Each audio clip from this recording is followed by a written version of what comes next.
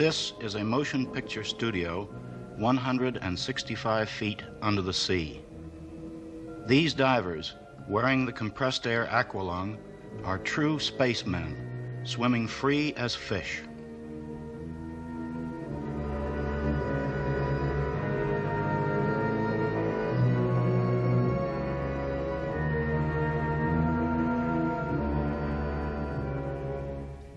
To make this film, they roamed deep under the Mediterranean, the Red Sea, and the Indian Ocean, in a mysterious realm, the silent world.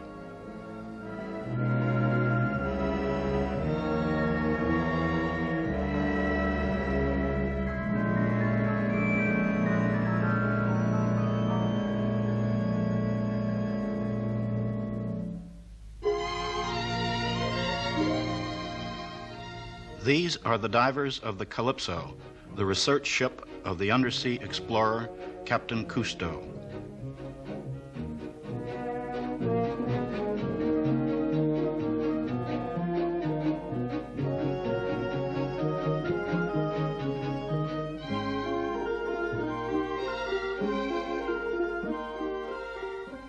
Another dive is over.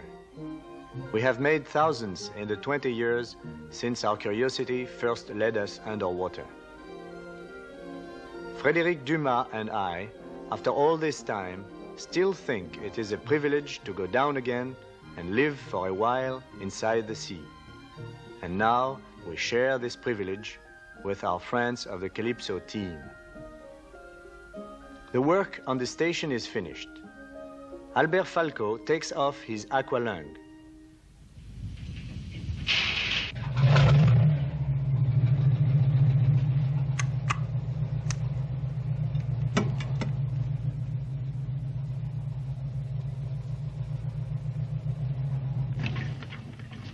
Twelve divers, the Calypso, all our equipment are in the service of scientific research.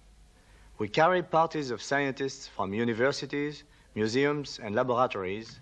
We use our techniques to study the mysteries of the ocean. Our new movie cameras were built by André Laban. He removes the mechanism from its plastic case to process the film of our last dive. François Saout, our skipper, who has sailed with me for 10 years, switches on the automatic pilot.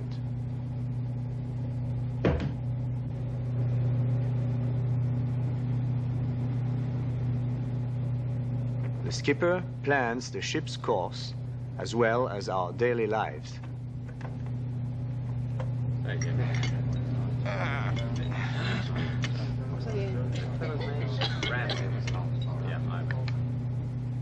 We live in the golden age of undersea exploration, but free diving is not new. This engraving in my quarters shows divers wearing air bottles invented by an engineer named Fréminet in 1784. For 100 years, the standard equipment was the helmet suit. Our friends of the deep, the sponge divers, still use it.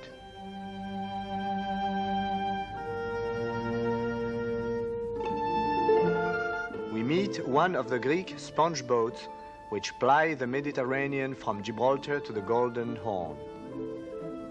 Let's introduce ourselves underwater.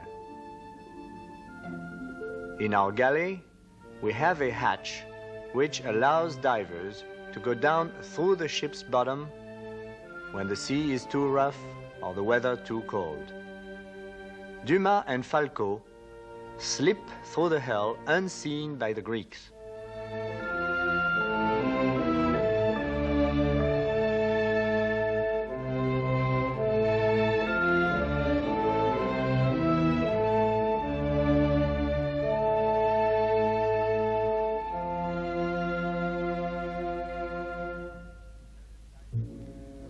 Down below, the helmet diver stumbles along on his leaden feet, a prisoner of his safety line and air pipe.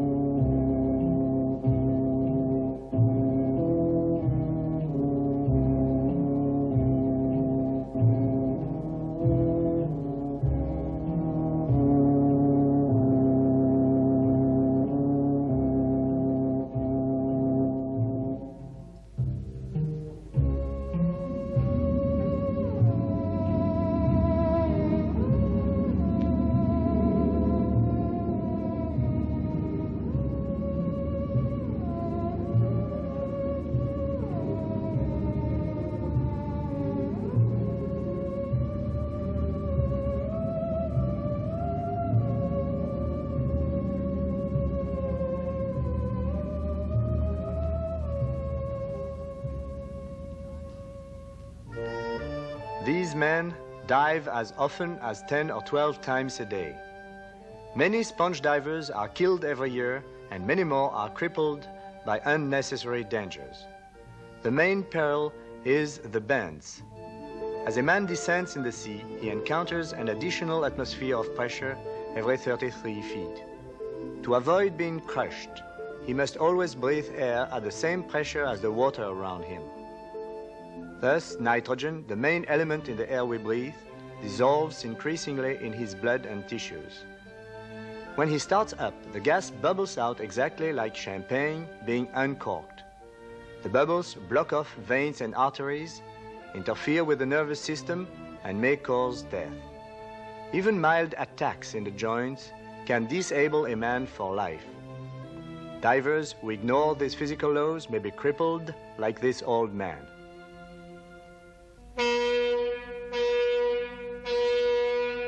We aqualung divers are subject to the same dangers, but we are better equipped to overcome them. Prepare the decompression chamber, please. Now then, Laban, what is it? I'm not sure. I have a funny pain right here in the knee. Ah, and who were you diving with? With Falco. What happened down there, Albert? Here are the troublemakers. Take them to the cook. I was going down to join Laban. He was looking for lobsters. And while I was chasing his air bubbles along the cliff, I saw him go partway down into a dark crevice. He'd found a spot that was crowded with lobsters.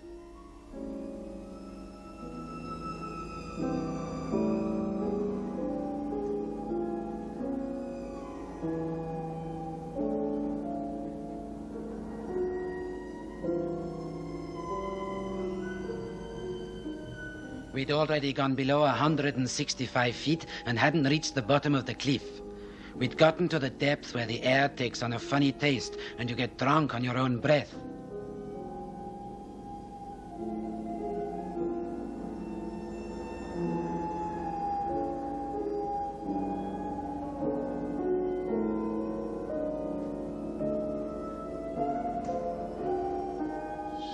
Suddenly, I hear a whistle from his air bottle. So I know his bottles are empty and he's on his last 5 minutes of emergency air.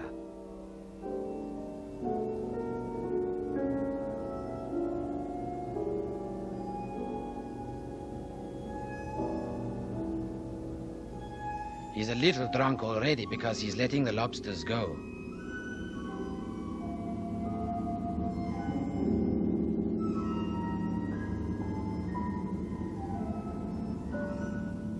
But it wasn't serious yet.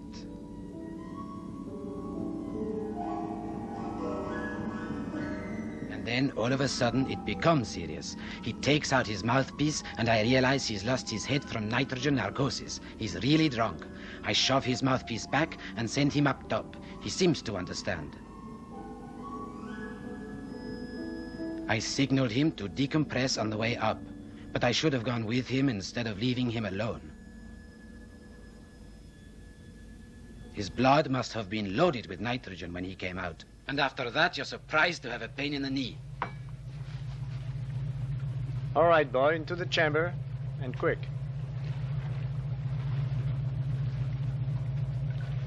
Do I have to, Captain? Absolutely.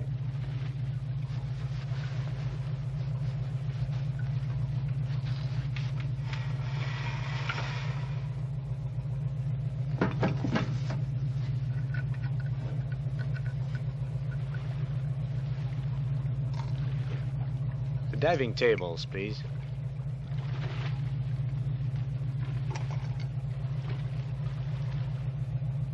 Hello, Laban. You feel better now? Yes, the pain's gone. That's because we put you back under pressure. How long do I have to stay in this coffin? All right, boys, come and get it. 3 hours according to the tables. The doctor will stay. I'm going to lunch.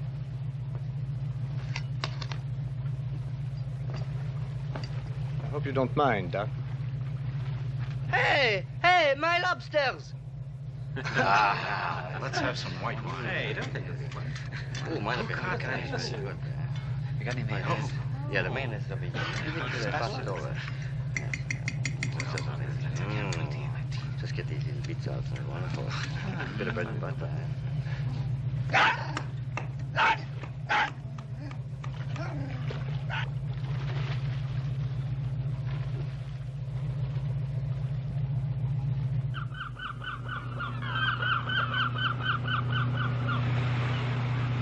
We're approaching the tropics.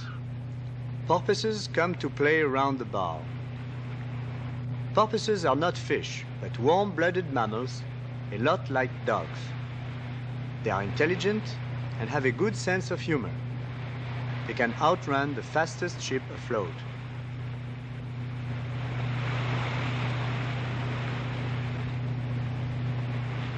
To watch the porpoises fooling around, Laban climbs down into the underwater observation chamber beneath the bow. Down there, you can hear them calling to each other in their little squeaky voices.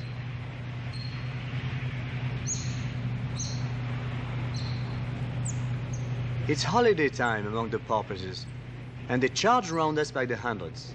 We have never seen so many before.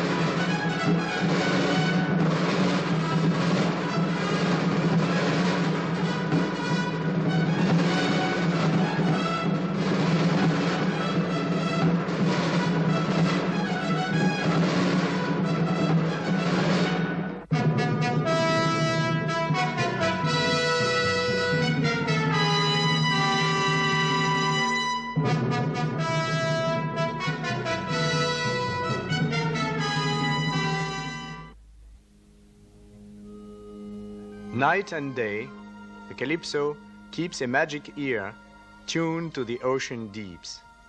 Our echo sounder bounces pings off the seafloor and records the depth on a continuous graph. The top line is the surface. And down here, the stylus draws the contour of the sea bottom. If you turn up the power, the stream of echoes reveals in midwater one or more mysterious layers. Scientists call them deep scattering layers. They have been found in all seas. Science has not yet established their origin. To try to solve the riddle, Professor Harold Edgerton has built for us automatic electronic flash cameras, which we have lowered over a mile down. The camera takes a flash picture every 15 seconds for 3 hours.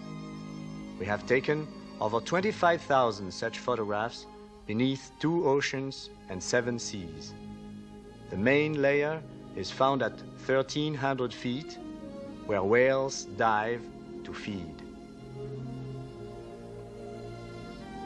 The echo sounder clearly shows the camera going down into the layer.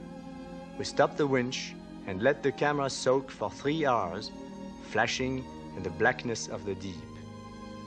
We process the films on board. Most of the photos suggest starry skies. Others show jellyfish or weird colonies of tiny organisms, but the deep scattering layer still keeps its secret. The Calypso's scientists also use the classic instruments, such as the Nansen bottle. It is open at both ends and carries thermometers. At the chosen depth, a bronze messenger slides down the wire and traps the water sample. But no instrument can replace man. Divers are indispensable in a modern study of the sea. Dumas and Falco make a very deep dive with floodlights to survey the lowest cliffs of a coral reef. Down in the twilight zone, the last warm colors of sunlight fade into universal blue. 100 feet down, the divers switch on the lights and uncover colors which no man or fish had ever seen before. They often check their wrist depth gauges to establish the zones in which the different species live. The colors become warmer as they go deeper.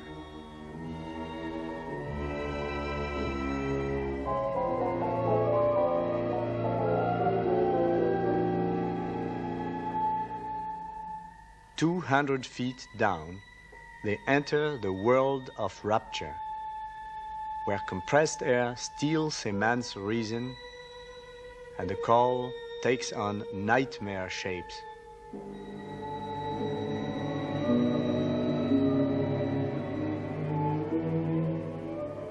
Now we are 247 feet beneath the sea. This is the deepest shot ever taken by a cameraman. We must not stay here long. Our brains are fogged and fatal dreams are coming. Up we go, our heads clear, and the beauty of the reef unrolls before the light.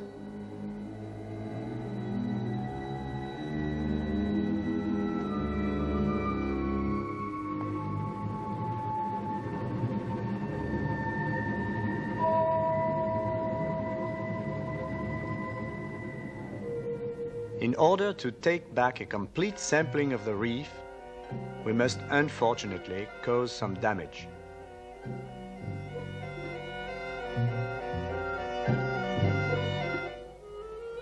In the coral gardens, there are beds of sea anemones with poisonous tentacles reaching to stun and devour little fish. But 2 fortunate species are immune to the deadly tentacles and even use them as a hideaway. This little yellow clown seems to be torn between fear and curiosity.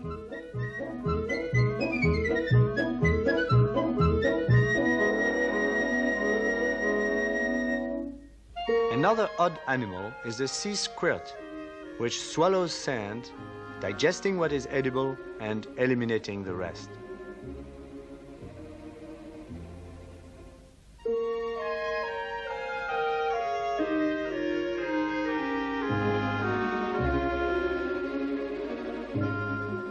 Its intestinal cavity provides shelter for living fish shaped like eels, phyrasphares, which apparently have earned the right to come and go as they please. In the remote coral reefs, marine biologists sometimes use dynamite.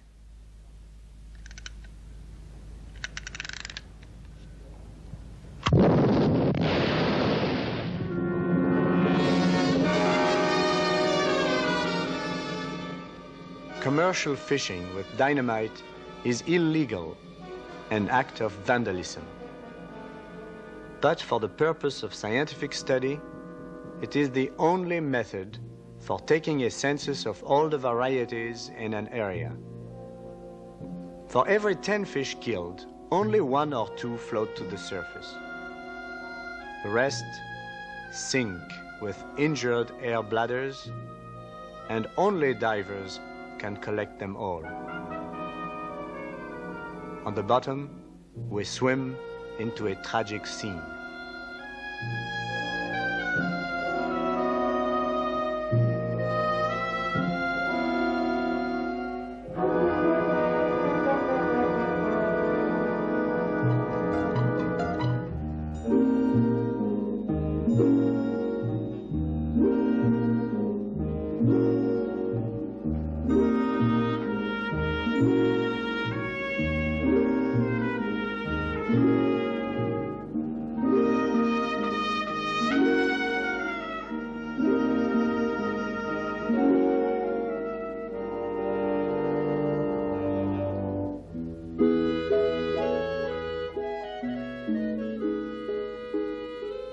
When this pufferfish is in danger, he inflates himself with water, so the enemy can't swallow him. But the trick does not work against dynamite.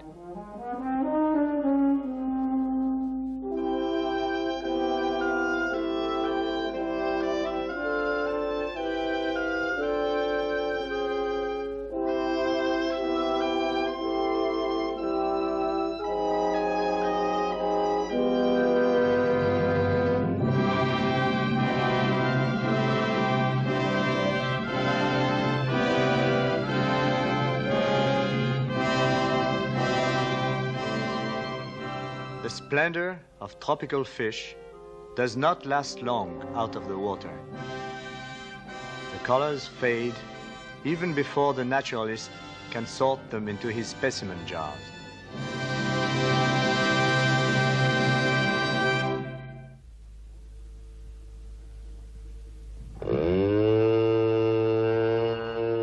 I have always dreamed of a way to explore long distances on the bottom without the heavy fatigue of swimming. So now we have the electric scooter. The diver steers with his whole body as he flies in space.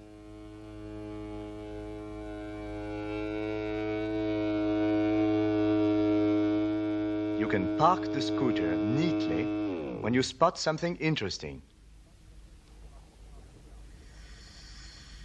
No parking problem down here.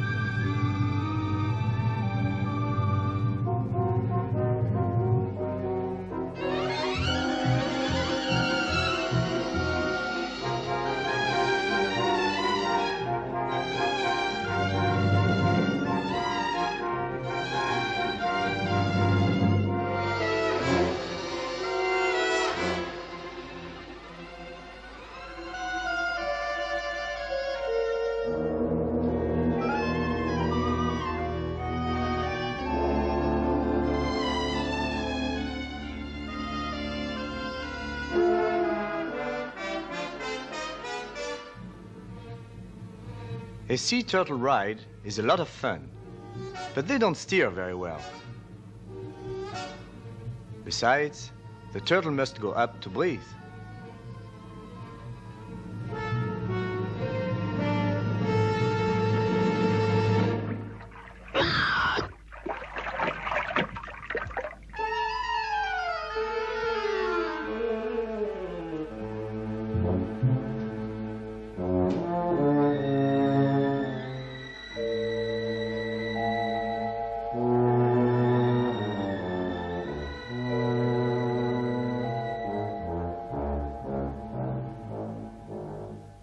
Looks like the turtle is tired of this game. So let's catch a ride to the parking lot.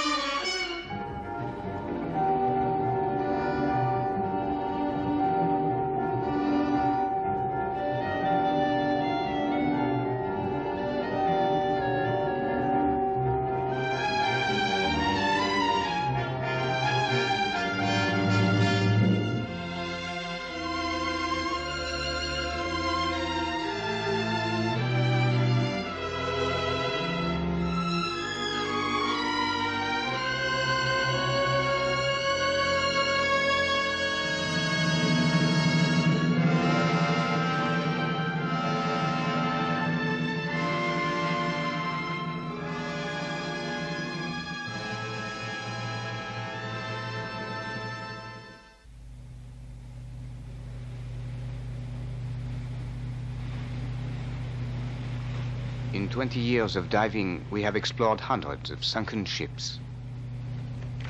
The wrecks that stick up above the surface have been looted or destroyed by the waves. There's nothing in them. They are of no interest whatever. These half-submerged wrecks aren't worth anything. I've never seen one well preserved in less than 60 feet of water. Munition ship went down in 1941 somewhere in the channel, in about 100 feet. Few survivors, position badly indicated. Let's try to find it. Ah, that's a bit like the story of a needle in a haystack. Maybe worthwhile. Have Laban come here. Técher, turn on the echo sounder and the radar. Hello, Laban. Please come up here on the bridge. Oh!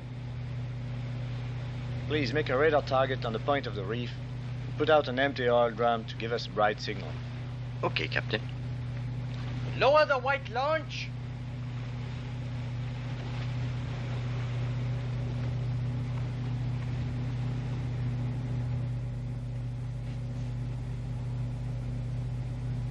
The ship must have gone down somewhere in this sector. We'll cover the area in a systematic way. All right, prepare a plotting sheet for ranges and bearings. Grab it!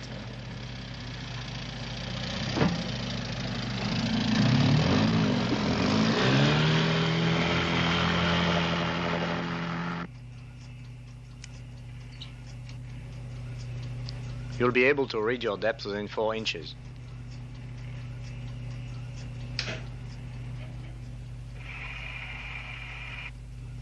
The oil drum shows up right. All ahead 1/3, steer 050. Aye, Captain.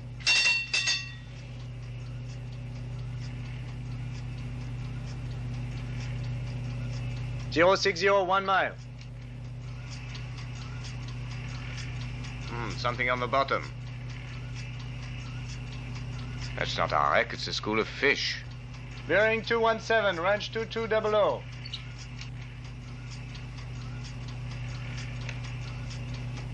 Change course to 150. Uncle, take over the radar, will you?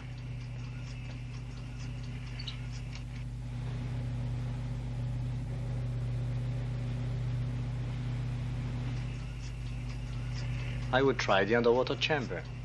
Yeah, good idea.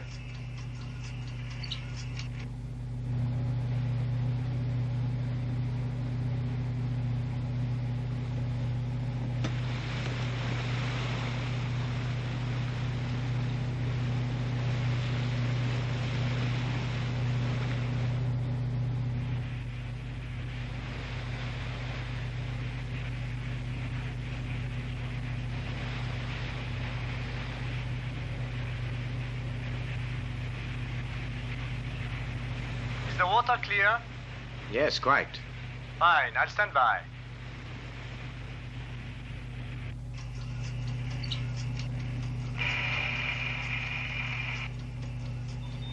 Bearing 208, range 2500.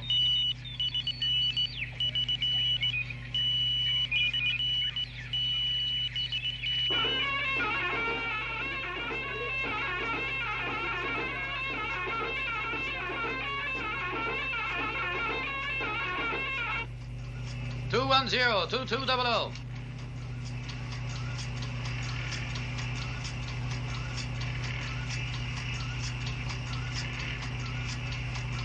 Position? Bearing 211, range 2600. There she is. Dumas, see anything now? Still nothing, but the water's changing color. Reverse course to the left. Starboard engine ahead slow. Watch it now, Dumas. Look sharp. Fantail, bridge. Stand by with the boy. Falco and Pug, get ready.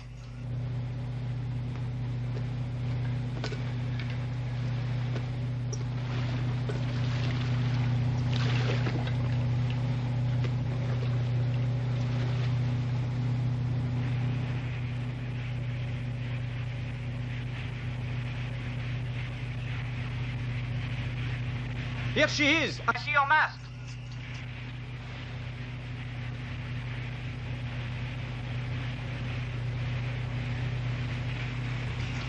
Hello, Fantail. In you go.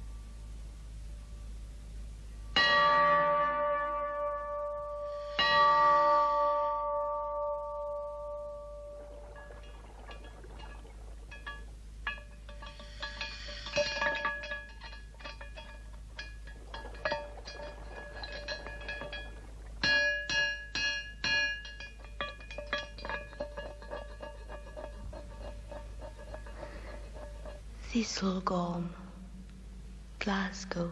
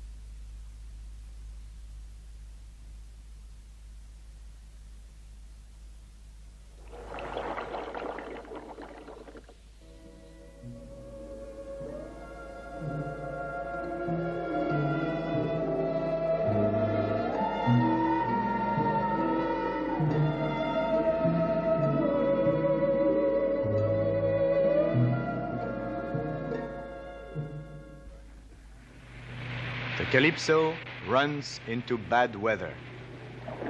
It is the southwest monsoon. For many days, we pitch and roll without relief.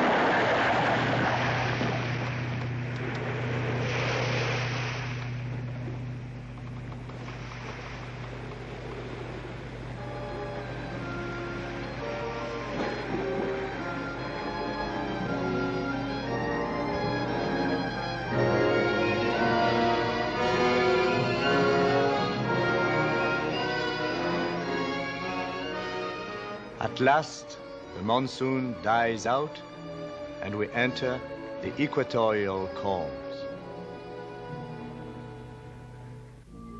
For 10 days on this deserted ocean, we have seen no land and no other ship, nothing but flying fish. Every night, dozens of them land on deck, attracted by our lights.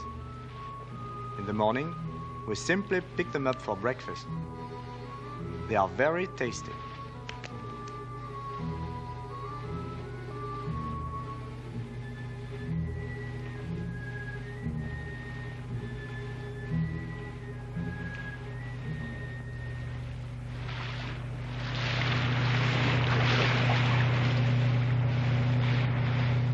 All day long, everyone aboard is watching for whales.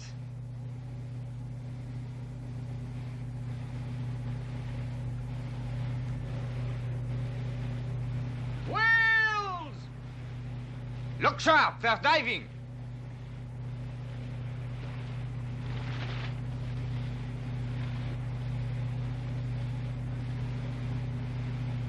Left, full rudder.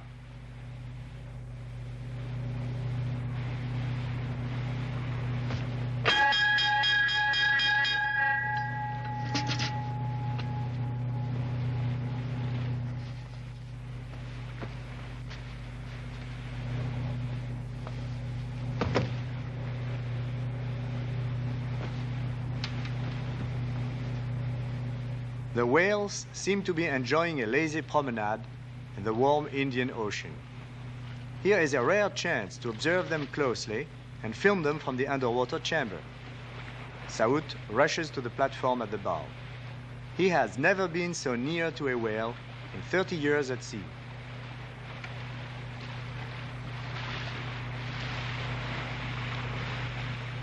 Now, under our skipper's nose is a whale 60 feet long, and he can't resist having a crack at it.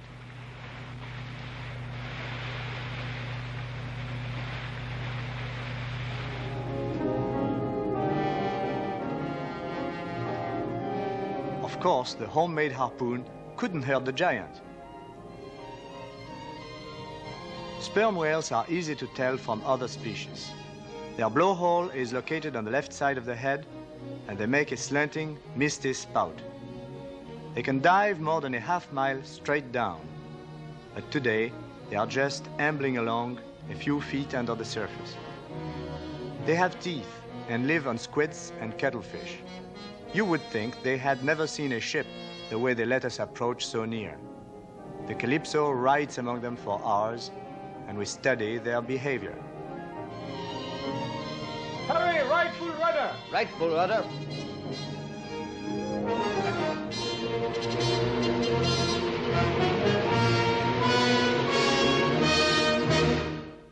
We've crashed into a whale. The Calypso shakes from stem to stern. The underwater chamber is dented, and the whale has the wind knocked out of it.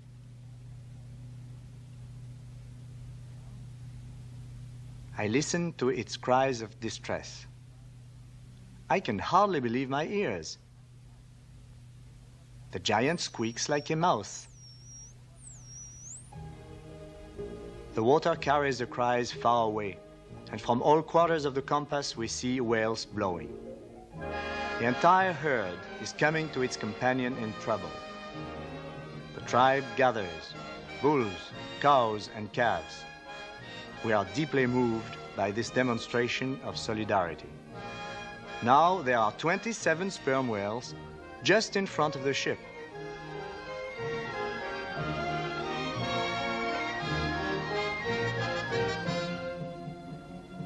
Then, before our eyes, the drama becomes a tragedy.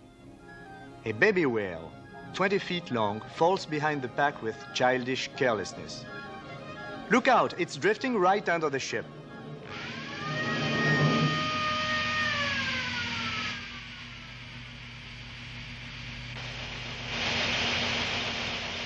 Bridge, engine room! Bridge, engine room! Something has just stalled the port engine! Start towing in as soon as possible! The poor baby whale is heavily lacerated by our propeller. The cuts are so deep, it cannot survive. We speed up to harpoon it. We must put the whale out of its misery.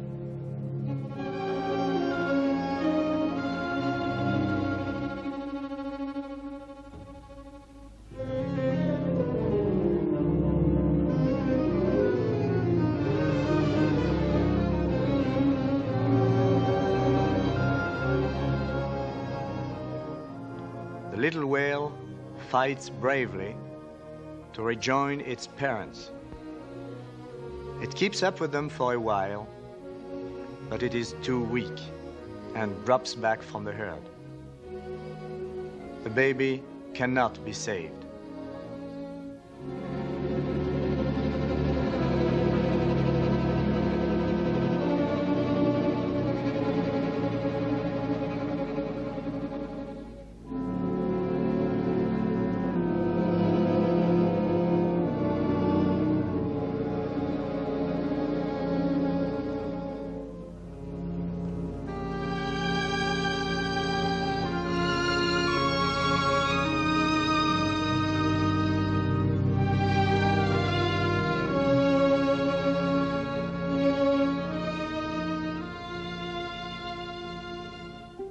We all feel very bad about the little whale.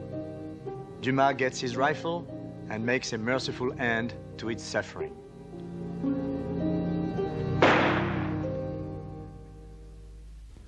We are not the only witnesses to this drama of the sea. The blood attracts a shark, then two, then three. Big and little sharks, gray sharks and blue sharks. Where do they come from? There are 2.5 miles of water under our keel. The news has spread mysteriously in the deep. Soon there are 30 sharks patrolling around the Calypso and the whale. For us divers, sharks are mortal enemies. We have met them often before, but never so many and none so hungry.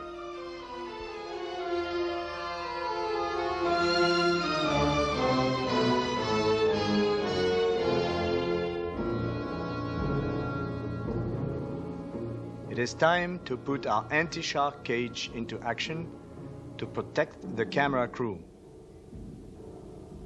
I hope the cable will hold. So do they.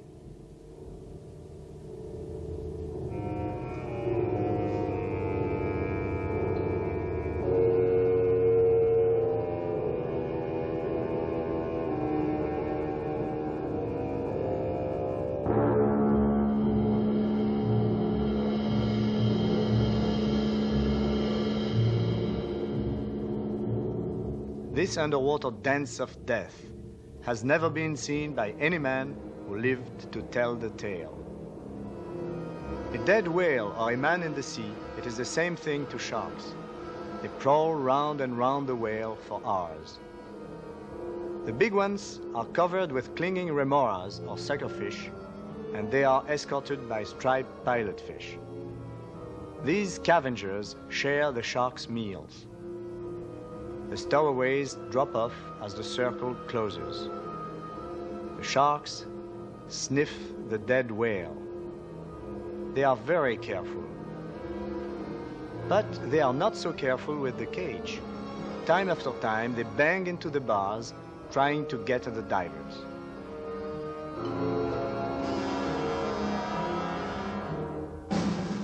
Then comes the first bite. It is the signal for the orgy to begin.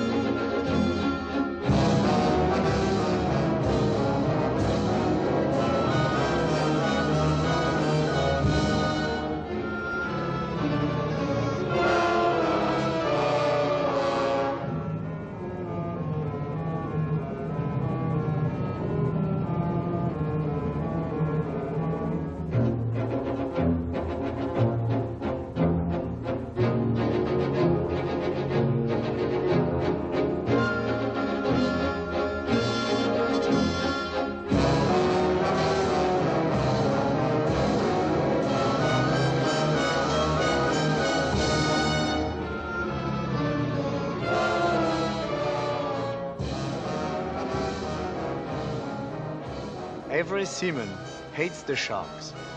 After what we have seen, the divers can't be held back. They grab gaffs, hooks, anything they can to avenge the whale.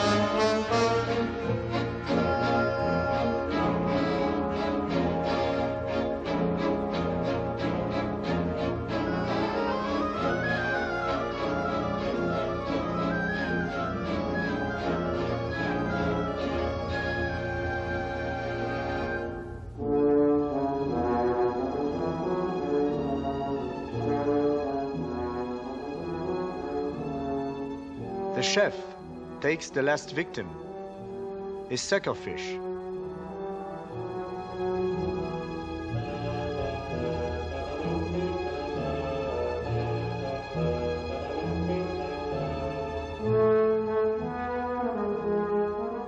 sail away, completely exhausted.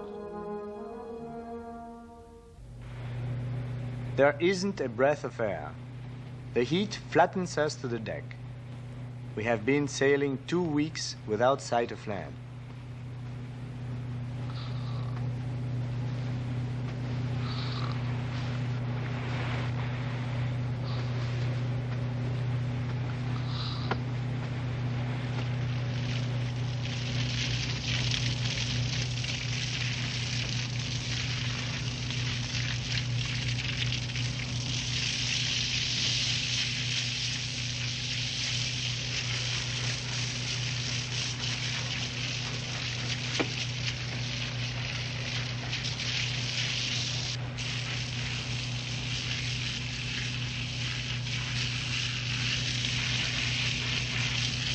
Still no land?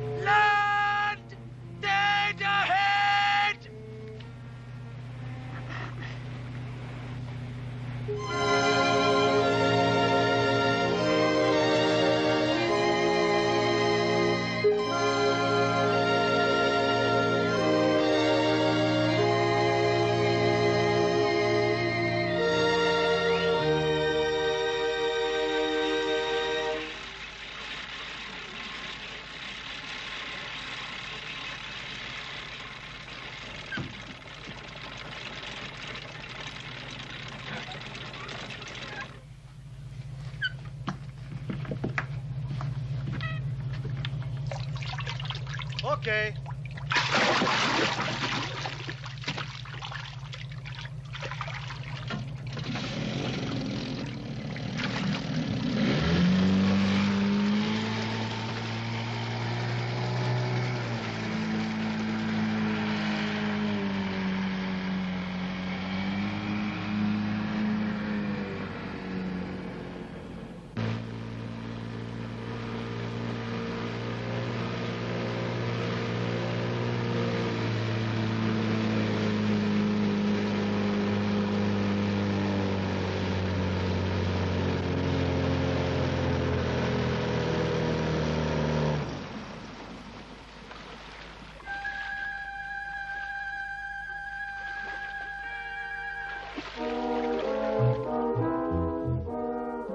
On our first look around, it seems like the desert island of our dreams.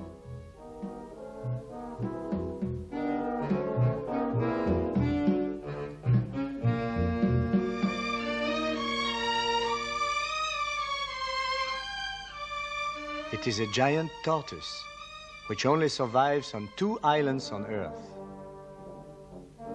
These prehistoric monsters are strict vegetarians.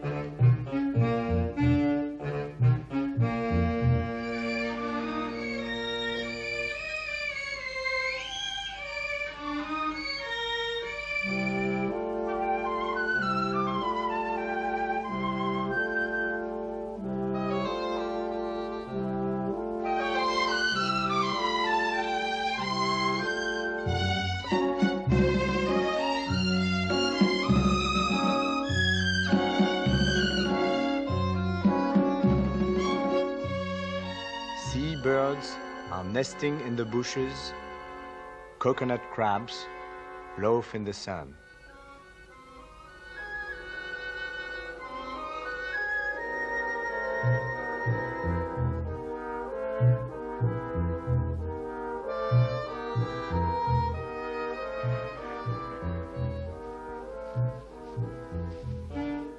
Footprints. Has an amphibious tank landed here? What made these tracks? Hello there. Good morning, sir. What are you doing? We're looking for eggs. Eggs? Yes, turtles from the sea, they come lay eggs in the sand. There is thousands and thousands round the island. It is mating season.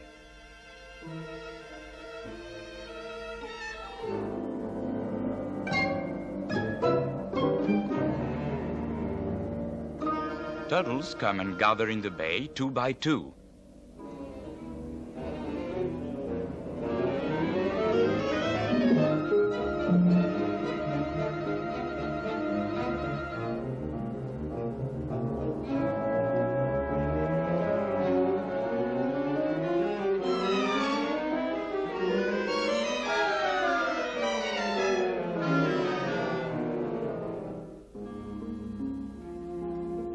At night, the females are climb on the beach.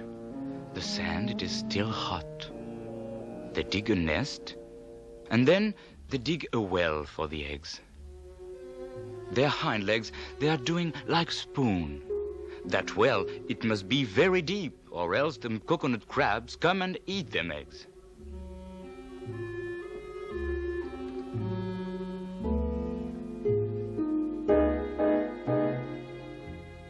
Then the turtles begin a laying.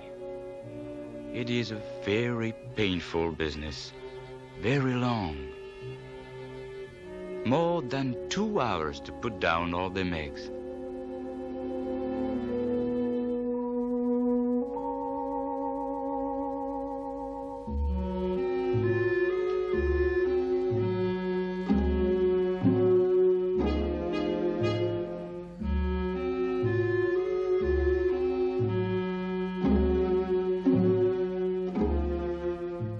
When she has finished laying, she covered the nest with the sand.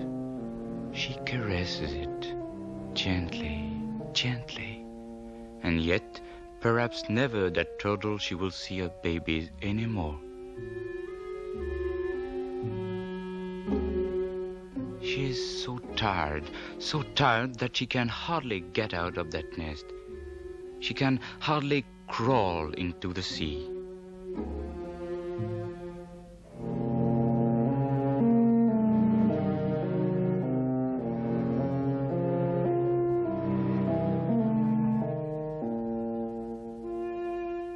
Her eyes is full of tears. There are people who say that it is the wind that make them cry, but me keep thinking it is the sorrow.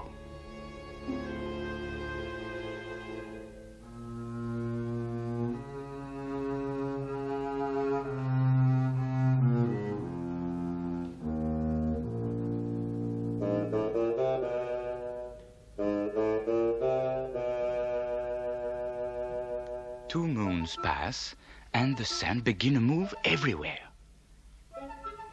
Baby turtles show their little heads.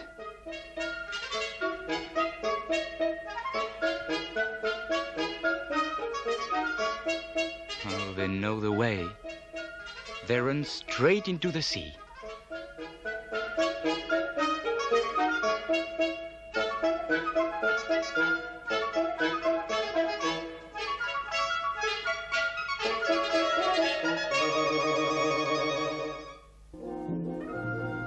Never before has a ship been moored on this lost coral reef. The fish in the neighborhood rush to see the intruders, and this is the way we appear to them through the surface. We will prove our peaceful intentions by bringing them food. Delmas cuts up meat for the first dive into the virgin reef.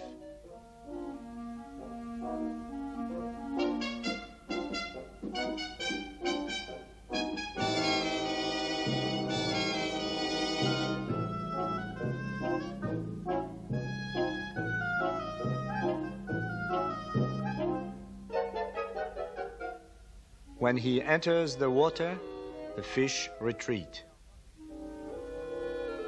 They are not sure of us, but we are very patient, moving without sudden gestures, trying to share this paradise with the fish. They hesitate a while before they accept us. Then, for 6 wonderful weeks, we are allowed to live among them.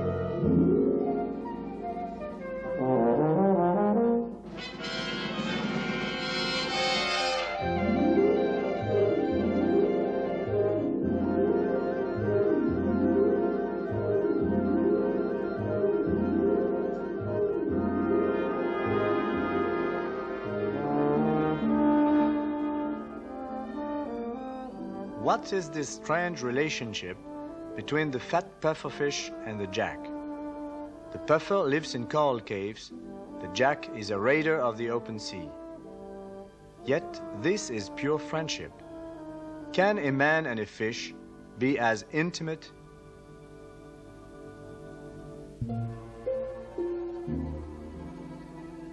Delmas meets an 80-pound grouper who is very much interested in us.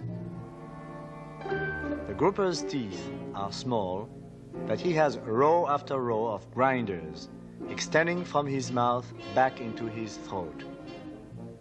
It could be pretty tough for us if he clamped on to our arm.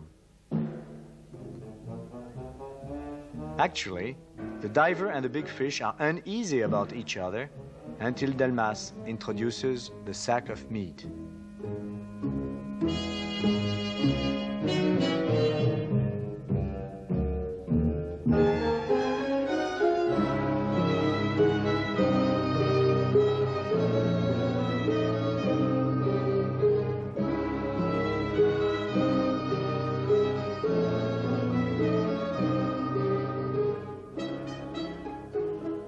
No, not the sack.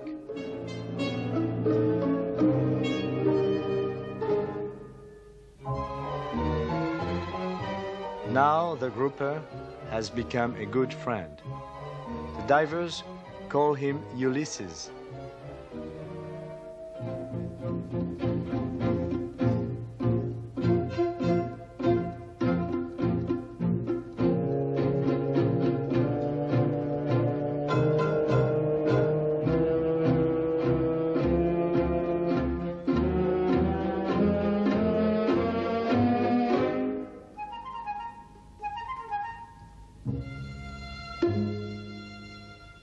Ulysses, may I have the next waltz?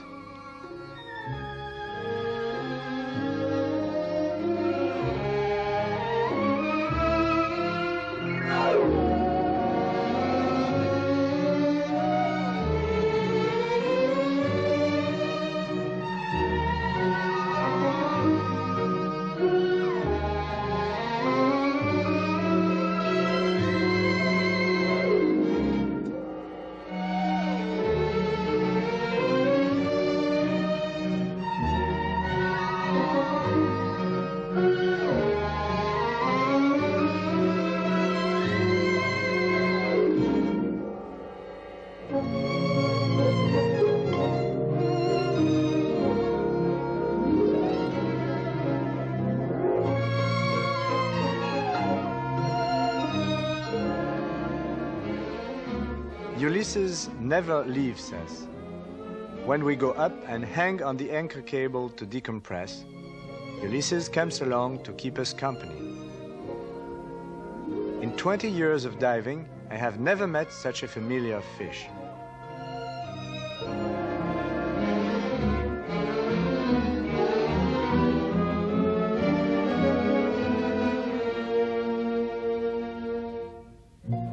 The sack of food makes friends out of all the fish in the area.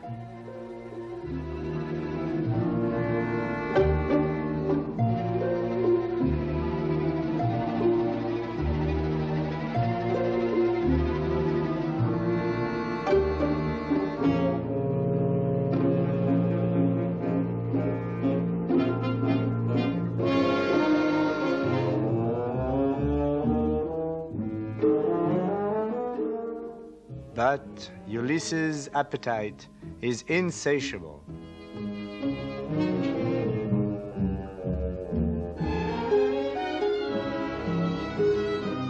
He is becoming a real nuisance. What will we do?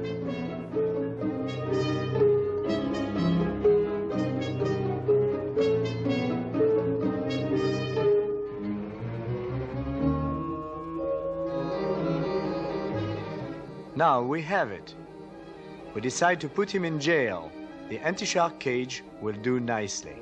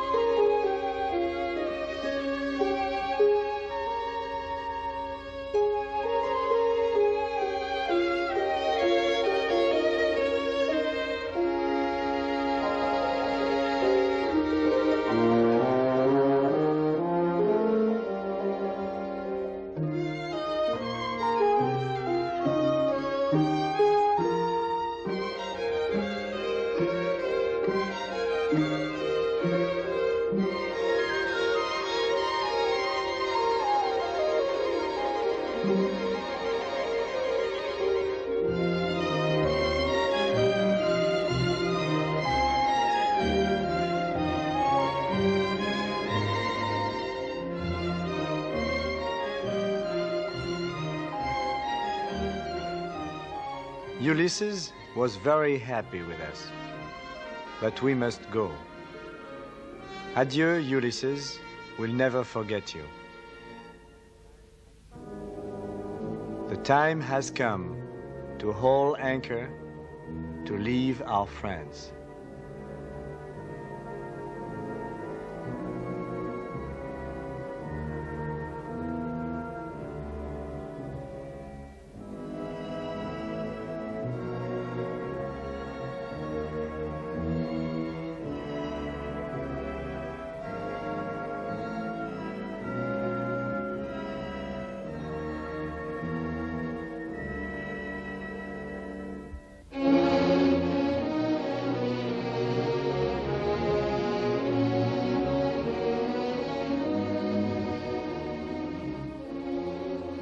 We have merely skimmed the surface of the ocean. Someday, we will go much deeper to new discoveries waiting in the silent world.